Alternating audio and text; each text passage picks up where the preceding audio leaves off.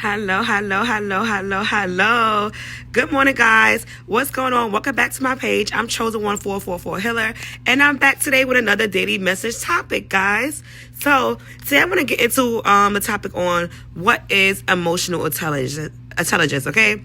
So emotional intelligence is basically having the ability to regulate your own emotions, right? Having the ability to be able to control yourself when certain people or others are seeking a certain response from you, or how you respond when certain people are saying certain things to you, right? So having emotional intelligence can help you avoid a lot of drama, avoid a lot of circumstances where it could lead you down to like different feelings such as grief or pain or sorrow, or just disgust by the next day at the way you responded. Okay, so having control of your emotions can help you understand people better and also navigate through life much easier, because once you understand people respond in certain ways for this reason, and people only want, by having emotional intelligence, you basically could control the scenario, control your outcome, right? So you could go down one path or this path, right? So whatever the way you respond controls the path you take. So if you have someone that's constantly always trying to pick with you or argue with you, and you understand that they only doing it because they want you to respond with hate or fear, that's when you gain control. That's how you remain in control, because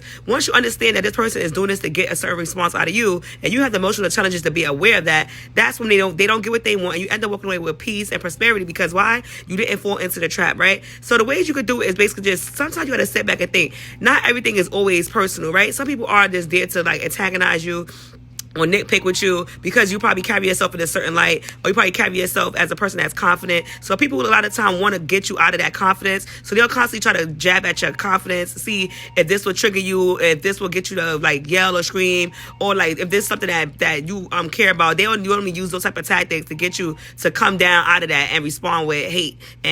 So a part of having emotional intelligence, also having the ability to listen, to understand, not listen to respond. Half the time, people that are not emotionally intelligent, they only listen to respond. They just want to get their point across so far, and that's when they get sidetracked based on what they were talking about. They even forget what y'all was even discussing in the first place to get you to that point, right? So when you listen to understand, you actually sit back and take cues and take notes of what they're actually saying and what they are saying, like what bothered them or triggered them. Then you actually reply back based on what they said. Sometimes those people that don't listen to understand, they even forget that they even said what they said from the beginning. So that's why you end up being to have a leverage over them, because it's like you was listening to understand, not listening to respond. So that's half the time you're gonna end up just winning most of those scenarios when you listen to understand, right? So that's all part of having emotional intelligence, to basically have control of yourself and control over the narrative of the situation. Make sure you're in a situation of trying to solve the issue, not keep going in circles. A lot of people that don't have emotional intelligence like to go in circles. They don't stop. They just want to